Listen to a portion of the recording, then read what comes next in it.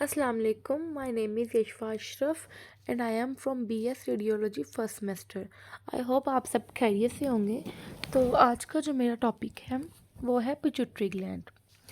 तो आज हम पिट्यूटरी ग्लैंड के बारे में डिस्कशन करेंगे.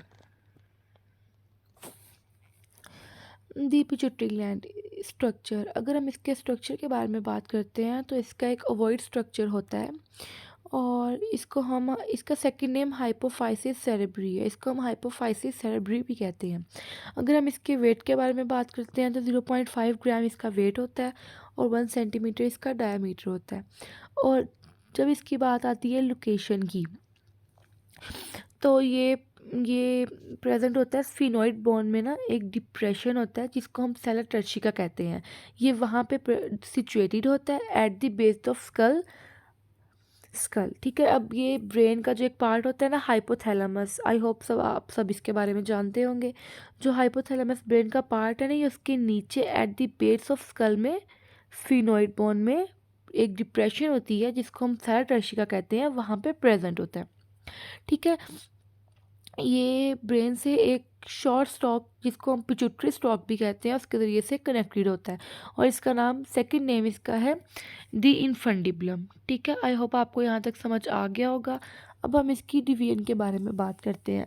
अब पिट्यूटरी ग्लैंड क्या है इसकी, ये इसकी दो डिवीजन्स होती हैं, एक एंटीरियर पिट्यूटरी ग्लैंड और एक पोस्टीरियर पिट्यूटरी ग्लैंड.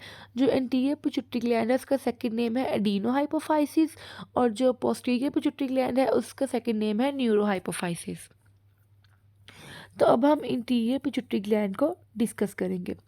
अब जो इंटीरियर पिट्यूटरी ग्लैंड है इसके टू पार्ट्स होते हैं, पार्ट्स डिस्टलिस और पार्ट्स ट्यूबुलिस. ठीक है. आई होप आपको इस फिगर में नज़र आ रहा होगा पार्ट्स डिस्टलिस और पार्ट्स ट्यूबुलिस.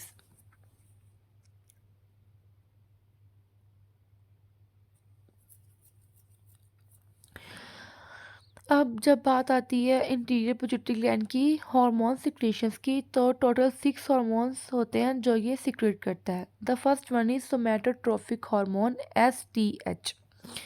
अब जो सोमैटोट्रोफिक हार्मोन है ये सीक्रेट होता है हाइपोथैलेमस से थ्रू आउट लाइफ. मतलब कि हमारी थ्रू आउट लाइफ हाइपोथैलेमस इसको सीक्रेट करता है. ठीक है. इसका फंक्शन क्या होता है? इसका फंक्शन होता है ग्रोथ, यानी कि ये हमें हमारी ग्रोथ में हेल्प करता है. और इसके अलावा जब मतलब हम लोग अडल्ट हो जाते हैं, यानी कि जब हम लोग यंग हो जाते हैं तो फिर क्या होता है कि जब मतलब ग्रोथ ऑलमोस्ट सीज्ड हो जाती है तो फिर ये क्या करता है, ये इसकी सिंथेसिस फिर भी थ्रू आउट बॉडी जारी रहती है. ठीक है. ये मतलब प्रमोट करता है सिंथेसिस को. अब अगर हम इसके डिसऑर्डर्स के बारे में बात करें तो इसके 2 टाइप ऑफ डिसऑर्डर्स होते हैं. अगर तो इसकी ओवर सिक्रीशन हो जाती है हमारी अर्ली लाइफ में तो क्या होता है जिजानटिज्म. इसमें क्या होता है कि हमारा साइज़ इंक्रीज़ हो जाता है. और अगर इसकी ओवर सिक्रीशन होती है लेटर लाइफ में तो फिर क्या होता है एबनॉर्मल डेवलपमेंट हो जाती है हैंड्स, फीट और जॉस की, जिसको हम एक्रोमेगैली कहते हैं. जिजानटिज्म में क्या होता है हमारा साइज़ इंक्रीज़ होता है, मतलब हमारी जो लेंथ होती है बॉडी की वो इंक्रीज़ हो जाती है, यानी कि हमारा हाइट इंक्रीज़ हो जाती है, हम टॉल हो जाते हैं. और एक्रोमेगैली में क्या होता है हमारी एबनॉर्मल डेवलपमेंट होना शुरू हो जाती है हैंड्स की. ओके. उसके बाद अगर इसकी अंडर सिक्रीशन होती है तो फिर क्या होता है, डिवार्फिज्म होती है. डिवार्फिज्म जिसमें फिर बाद में थायराइड और एड्रिनल हार्मोन्स की कमी हो जाती है. ठीक है. और इसका फिर जो सेकंड इसकी हार्मोन सिक्रीशन है वो आ जाती है थायराइड स्टिमुलेटिंग हार्मोन TSH. अब जो थायरोट्रोपिन रिलीजिंग फैक्टर होता है इसको हाइपोथैलेमस ही सिक्रीट करता है. ठीक है. ये क्या करता है हमारे ब्लड में जो थायरोक्सिन का लेवल होता है उससे कंट्रोल करता है. अब ऐसा होता है कि अगर हमारी बॉडी में थायरोक्सिन की कमी हो जाती है तो फिर क्या होता है TSH thyroid stimulating hormone increase हो जाता है, यानी कि इसकी प्रोडक्शन इंक्रीज़ हो जाती है. और अगर ये डिक्रीज़ हो जाता है तो फिर क्या होता है लेवल ऑफ थायरोक्सिन इंक्रीज़ हो जाता है, यानी कि ये एक दूसरे के वाइस वर्सा है. अब अगर हम इसके फंक्शन की बात करते हैं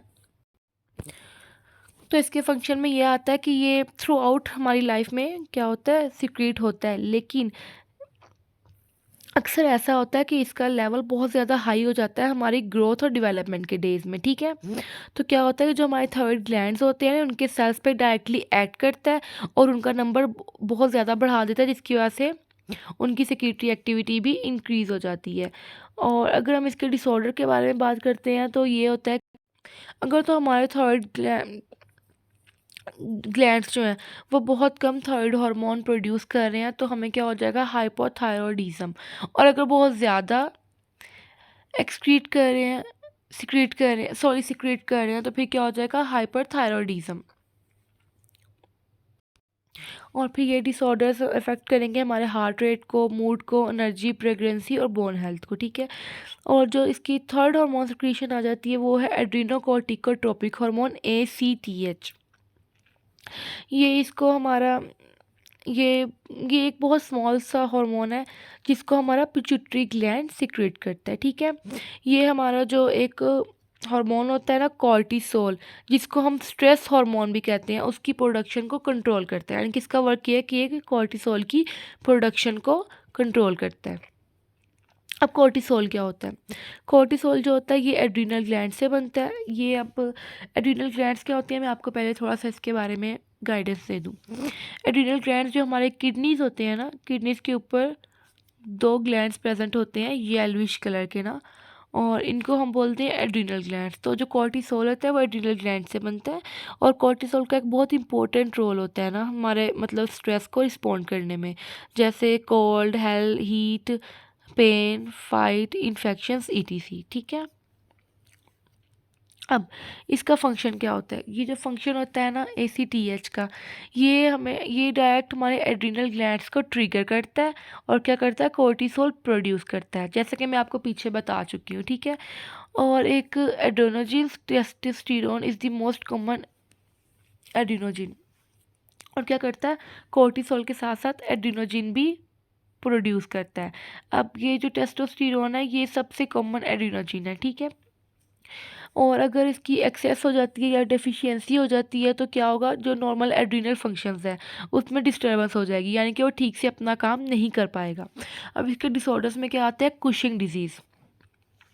अब कुशिंग डिजीज़ वो डिजीज़ होती है जिसमें पिट्यूटरी ग्लैंड बहुत ज़्यादा ACTH प्रोवाइड करना शुरू कर देता है, ठीक है। जिसकी वजह से हमें कुशिंग डिजीज़ हो जाती है। वैसे ये बहुत रेयर डिजीज़ है, बट ये है कि इसमें मैंने आपको मेंशन कर दिया ये, ठीक है। जो इसकी फोर्थ हार्मोन सिक्रीशन है वो है गोनाडोट्रोफिक हार्मोन।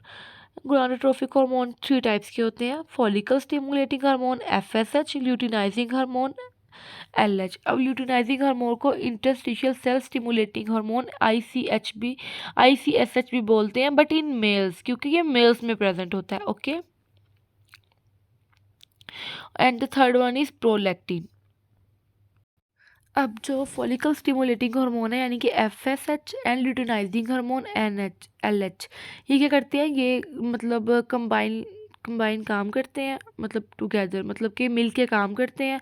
और क्या, और फिर हम इनको क्या बोलते हैं, gonadotrophic hormones, because of their action on gonads, क्योंकि ये गोनाड्स पे डायरेक्टली एक्ट करते हैं, इसलिए हम इसको गोनाडोट्रोफिक हार्मोन बोलते हैं। अब ये इनका रिलीज कहाँ पे होता है, FSH and LH share a common hypothalamic releasing factor, gonadotrophic releasing factor. ये GnRF प्रोवाइड करते हैं। Prolactin is continuously produce from the pituitary gland. Prolactin को पिट्यूटरी ग्लैंड प्रोड्यूस करता है और इनहिबिट कैसे होता है, PIH से, फ्रॉम हाइपोथैलेमस, और इसकी इनहिबिशन होती है हाइपोथैलेमस से प्रोलैक्टिन इनहिबिटिंग फैक्टर के ज़रिए से। और FSH का फंक्शन क्या है, in female it stimulate follicle development, ये फॉलिकल डेवलपमेंट को स्टिमुलेट करता है, और ऑस्ट्रोजिन को सिक्रेशन को फ्रॉम ओवरीज, और जो ओवरीज से ऑस्ट्रोजिन की सिक्रेशन होती है उसको उसको स्टिमुलेट करता है, ओके। अब इसका मेल में क्या फंक्शन है, ये मेल में क्या करता है, जर्मिनल एपिथेलियम ऑफ टेस्टिस जो होती है उसकी डेवलपमेंट करता है और स्पर्म प्रोडक्शन करता है। और अब हम फंक्शन ऑफ LH के बारे में, ल्यूटिनाइजिंग हार्मोन के बारे में बात करें, तो जो ल्यूटिनाइजिंग हार्मोन है ये FSH के साथ मिलकर वर्क करता है और क्या करता है, स्टिमुलेट करता है ऑस्ट्रोजिन को। और ये क्या करता है कि जो रिपर्चर होती हैं फॉलिकल्स उनको उनको क्या करता है, रिपर्चर करता है, ताकि उनमें से एग जो है वो रिलीज़ हो जाए और ओव्यूलेशन हो जाए, ठीक है।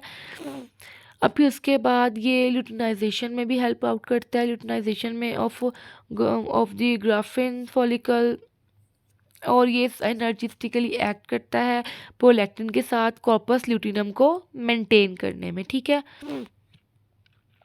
तो जो ICSH है वो मेल में स्टिमुलेट करता है interstitial cells of testis to secrete testosterone, ताकि टेस्टोस्टेरोन की सिक्रीशन हो सके इन मेल्स, ठीक है।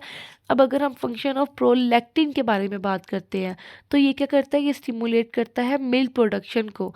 अब जो जो फीडिंग मदर्स होती हैं, जो अपने बेबीज़ को फीड करवाती हैं, उनमें जो मिल्क प्रोडक्शन होती है वो प्रोलैक्टिन के ज़रिए से होती है, जैसा कि मैंने आपको पहले बता दिया था, ठीक है। और ये क्या करता है, LH के साथ मिलके काम करता है। और लेकिन इसके बाद एक और है ह्यूमन बीटा लिटोट्रोफिन, ये क्या करता है, सिक्रीशन, इसकी सिक्रीशन होती है एंटीरियर पिट्यूटरी ग्लैंड से। तो आई होप आपको आज का टॉपिक समझ आ गया होगा। बाकी अपना ख्याल रखिएगा। Thank you so much. अल्लाह हाफिज़।